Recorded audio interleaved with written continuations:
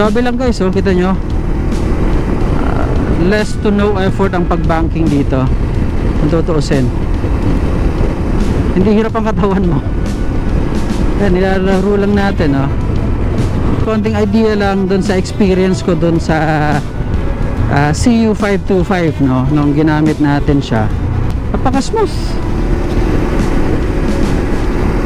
pwedeng pang daily. Meron mga mga known brands na definitely pwedeng pagkumparahan sa kanya, that I will even say na it's better. Hindi ko papangalanan syempre. It's my life, it's now or never, I'm gonna live forever. Parang buhay talaga, no? It's my life. Pwede kong piliin na sa ang brand ng motor na gusto ko, as long as I am enjoying it. Siyempre, yung mga big brands, gusto natin magkaroon ng mga ganon. But I'm speaking for the mass na gusto magkamotor na hindi masyadong mahal, motor na functional, motor na talagang matutuwa ka na ipagmamalaki mo din. Okay guys, today is a very special day. Papunta tayo ng Alabang sa kickstand. Ngayon kasi yung araw na ilo-launch yung bagong motor ni Vogue, if you haven't heard. So, dalawang motor yon. Yung isa, yung ginamit natin sa shoot nung kailan. Nakita naman siguro yung video natin, no? Tayo yung nagdala ng CU525, the cruiser bike nila. Siyempre, gamit natin ang ating ever reliable na Vogue 525 DSX. Let's go.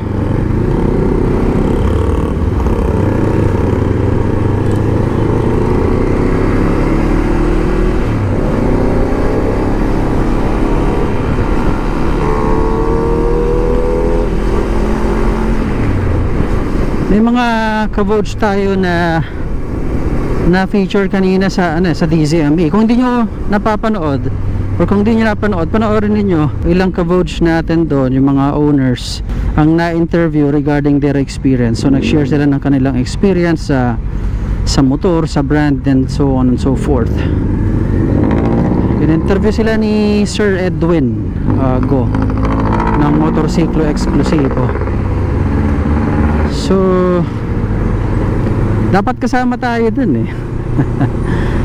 Kaso nga lang, daming kailangan asikasuhin. Tapos okay lang din naman, buti na lang na feature din yung mga ka-Vogue natin para hindi nanggagaling lang sa mga vloggers, no? Yung experience, yung feedback nanggagaling sa real people, real users ng motor. Kaya it's good, buti naisip nila yon. Ako, although I'm a user but I vlog eh, baka maging parang bias yung tingin, ano, alam mo yun, para okay din. I mean, although I got a lot of good things to say dito sa motor na to, alam nyo naman yun, di ba? At least meron kaming mga 5, 6 na ka-club or member ng aming we call it Voyagers. So ito yung mga mahihilig magmotor na mga kasama natin. So nag-share ng mga kanya-kanyang experience sa motor. I suggest panoorin ninyo para marinig ninyo mismo kung anong sinasabi nila.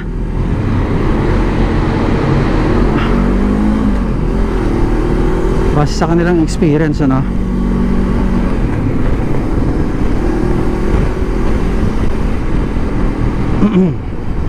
Skyway na tayo para mabilis. Pasok tayo dito sa may C3.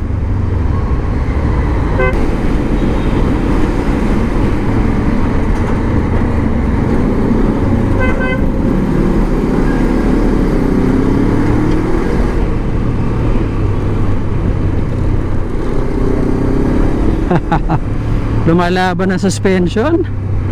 Ganda.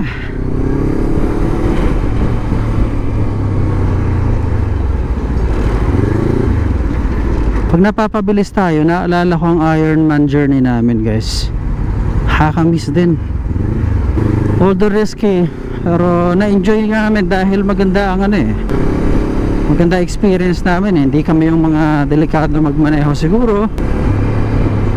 Although ako personally, I was in like 3 occasions na matindi. It was like close call talaga. So delikado rin tayo na hindi naman ganun kabarubal, may konti lang minsan sinapit natin yon, talagang delikado, no? Na-miss ko mag motovlog.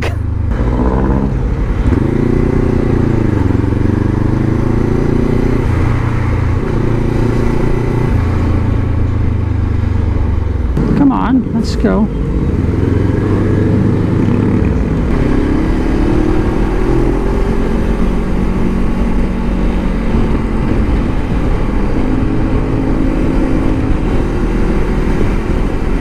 Masaya to guys kasi Vogue has been launching products, pero alam niyo, never na talagang nagkaroon ng parang formal na launching pareho nito, which I do hope na gawin nila, no? Every time may bagong product or may bagong motor kasi yung mga motor natin deserve naman ng glory to, no? Deserve naman na maipakita sa public ng maayos, hindi yung biglang nasa kalsada na lang. Especially na ang Vogue ay isang, alam mo yon, sumisikat, pasikat pa rin. Kumbaga pagdating sa popularity, naiiwan pa rin siya ng mga competitor niya So dapat siguro limit-limitan, dalasan ng konti ng Vogue yung mga gantong public appearances. Sayang I mean, bukod sa hindi na ima-market ng tama yung product ng kumpanya, I mean on the favor of the company, hindi nakakatulong sa market, no? Kasi syempre hindi na nalalaman ng mga consumers, syempre kulang ng information, kumbaga hindi advantageous yun sa mga consumers. The more na maraming alam ang consumers na mga options, the better for us, diba? At least marami tayong option, and then it will equate to products being given importance, lalong-lalo na sa research and development, hanggang sa syempre magandang mga product na lalabas because of that. So yun, sana lang mas sumikat pa ang Vogue and the other brands as well, kasi nakakatulong sa ating mga consumers yun. Okay, tamang marketing, ano? Anyway, so we are here, Skyway. Alam niyo, isang hindi ko nagagawa guys, hindi ko pa nare-review itong motor na to. Yet isang taon ko nang ginagamit ito Nilabas ko to December last year. It was kind of like a late birthday gift ko sa sarili ko. And until now, wala pa tayo na like review. I mean review after a year of usage, I guess. Ganun na lang natin para mabigyan naman natin ng ng idea ang mga tao kung kumusta ito after using it for 1 year, diba? Hindi na naman yata nagbabasa ito, delikado. Ayoko ng ganito dami kong balance Let's go.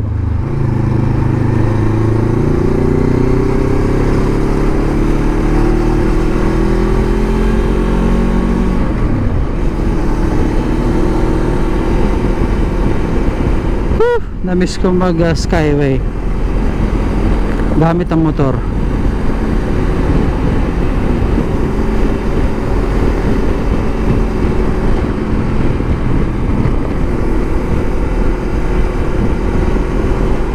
Alam niyo, ulitin ko na naman to, baka hindi nyo pa naririnig.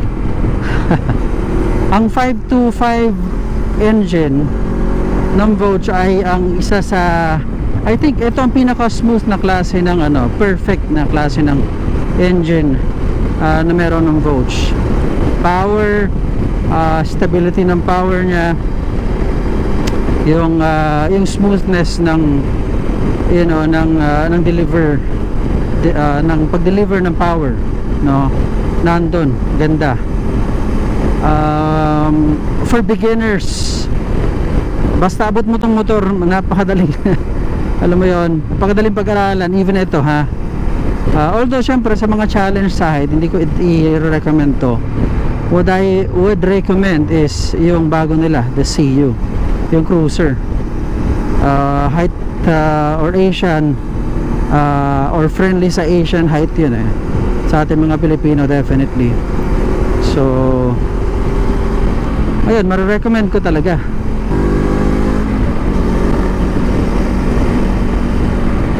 O, dahan-dahan lang, baka mamaispatan. Okay.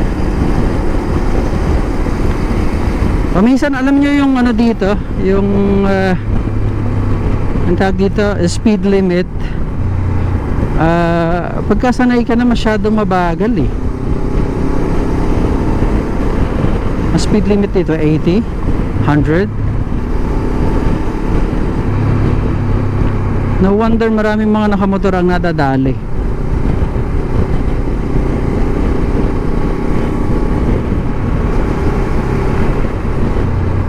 Okay, ano ba abangan natin dun sa ano, doon sa launching na to? So basically, aside from dun sa dalawang ipapakita na motor, the 900 and the 525 CU, no, nandun mga media personalities. I believe na nandun si Makina. Maalala ko yung susunod na Makina event, kasama rin ang Vogue doon. So magkita-kita tayo doon if in case na magawi kayo. Okay, may mga programs doon, may mga pamimigay na kung ano-anong premyo si Vogue. Sabi lang guys, oh, kita nyo, less to no effort ang pag-banking dito. Kung tutuusin, hindi hirap ang katawan mo. Ayan, nilalaro lang natin, oh.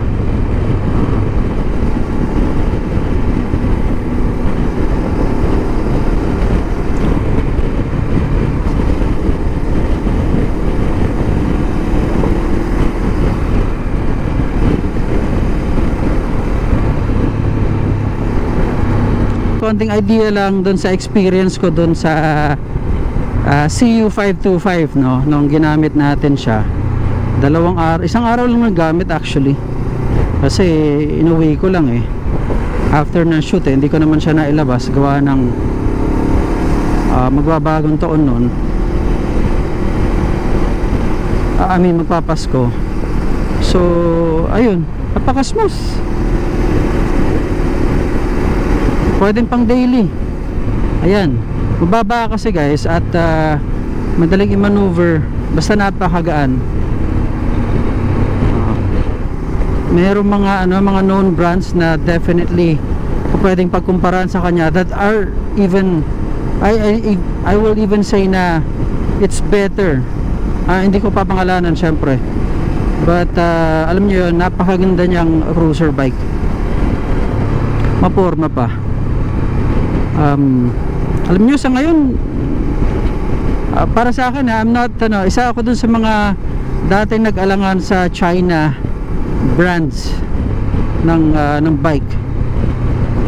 Kesyo sirain, kesyo, well, nangyari naman kasi in the past eh. Sirain, they use less quality products, parts, accessories, mga ganon. Kaya nga hindi tumatagal yung motor. Pero nowadays, you know, with the technology advancements, kaya nilang alam mo yun, manggaya, sabi nga nila. In a way, it's true. Pero with the technology ngayon eh, kung talagang may pera ka lang, pwede mong gayahin. China bikes are doing that. Pero they enhance it. That's what's good about it, diba? Para naman hindi lang copycat talaga. In fact, reality naman is inuupahan din sila ng mga big brands eh, para gumawa nitong mga engines, just like Vogue, diba? BMW engines, ilang mga engines na ginawa nila in the past. They had partnerships. Hindi lang naman Vogue ang gumagawa niyan o gumawa niyan eh. So yun ang reason bakit gumagaling. Hindi lang yun, gumagamit ang Vogue ng mga parts na talaga magaganda. This for example, hindi pipitsugin ang gulong nito. This has the Metzler Bosch ECU nito, and so on and so forth.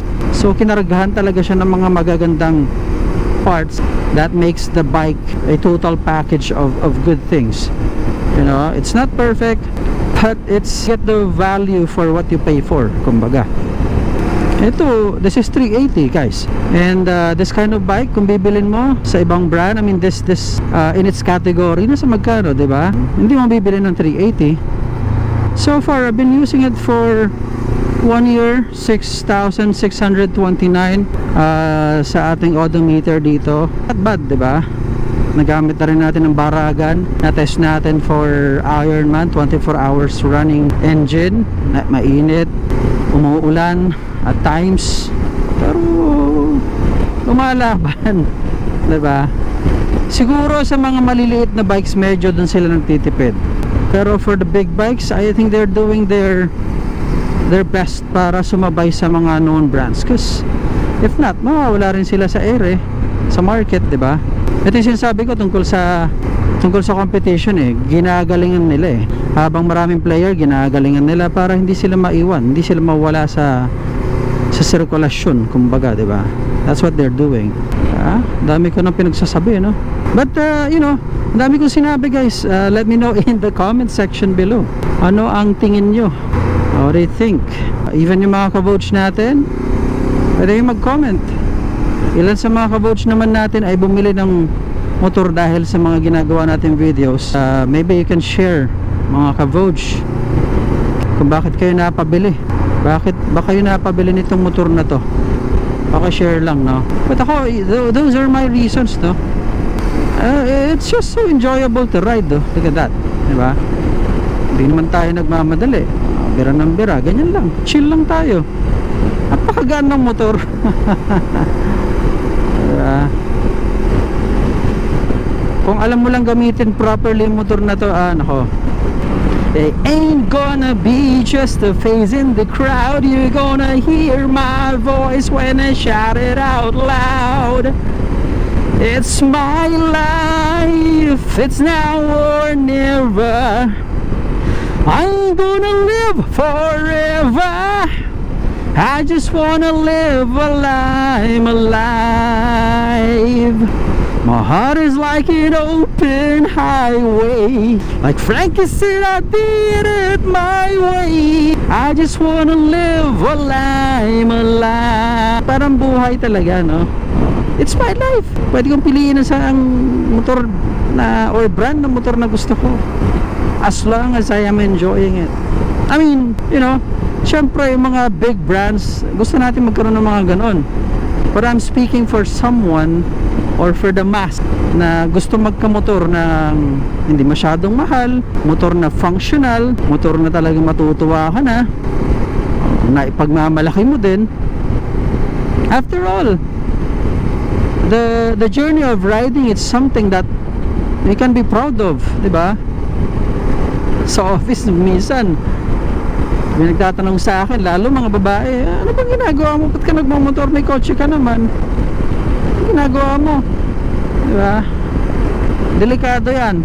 Kaya sabi ko, hindi nyo lang alam kasi hindi nyo naman na-try. And I'm so proud of me getting on the bike, riding it. Diba? I'm so proud na na-enjoy ko siya. I mean, in reality is meron pa kasing mga, even hindi naman mga babae lang, mga lalaki din na hindi bukas ang isip.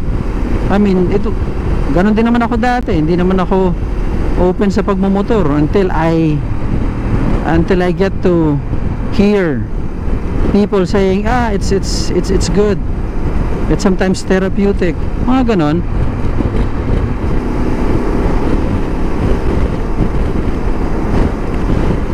Sobrang nakaka-enjoy ang pagmumotor doon sa mga hindi pa nakakaranas. So,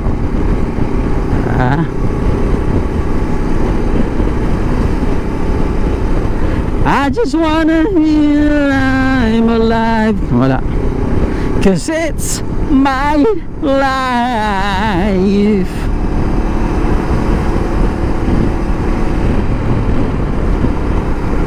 Enjoy lang natin, guys. Saan tayo? Airport area.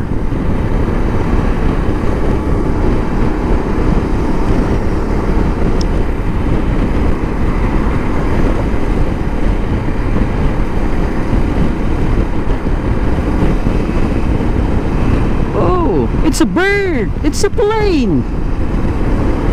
Okay. Well, ano ba ba gusto kong sabihin? Yan na muna guys. Enjoy ko na muna tong pagmumotor natin. Basta, kung hindi pa kayo kumbensida, that is fine. Don't take my word. You know, pagpunta kayo ng showroom nila. Sa kasalukuyan, 3. They have in Imus, they have in Caloocan, as well as in Tarlac. Good people. You can, you know, you can talk to them, ask questions, especially sa terms. Kasi iba nahihiya magtanong sa kanila ng terms eh. Sa akin nagtatanong eh. Akala ng karamihan isa akong agent ng ng Vogue. No, hindi po. Vlog lang tayo, sharing our experience. As simple as that. And salamat kung nagtiwala kayo sa salita ko, and I hope na hindi kayo nagkakaproblema sa motor ninyo. Baka nasa isip nyo, sinisisi nyo na ako, no? Okay, paunahin natin to SUV. Sige, ikaw na.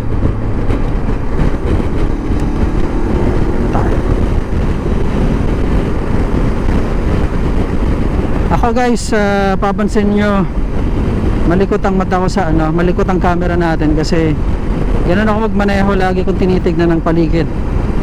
That's how you drive or how you ride. Make sure that you are aware of what's happening sa environment mo, sa road specifically, para safe, para alam mo mag-react just like that. Nagmamadali yung SUV na yon, alam ko, so iniwasan ko, binigyan ko siya ng way, diba, para makabiyahe siya ng gusto niya. Okay, well anyway, that's it. Medyo mahaba na pinagsasabi ko. Well, thank you so much for watching guys. If you are not subscribed, please subscribe. See you in the next one. Okay, bye for now.